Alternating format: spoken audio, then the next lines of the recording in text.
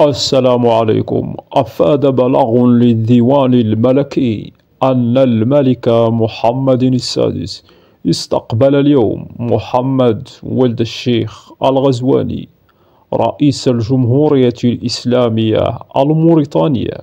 وخلال هذا اللقاء أعرب قائد البلدين عن ارتياحهما للتطور الإيجابي الذي تشهده الشراكة المغربية الموريتانية في مختلف المجالات، كما أكد عزمهما على تطوير مشاريع استراتيجية تعزز الروابط بين البلدين الجارين وتنسيق جهودهما في إطار المبادرات الملكية في إفريقيا، خصوصا مشروع أنبوب الغاز الأفريقي الأطلسي والمبادرة التي تهدف إلى تسهيل وصول دول الساحل إلى المحيط الأطلسي.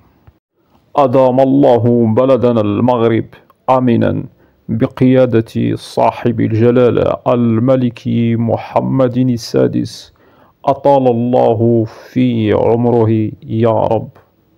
أرجو الاشتراك في القناة وتفعيل الجرس، وشكرا لكم على المتابعة. إلى اللقاء.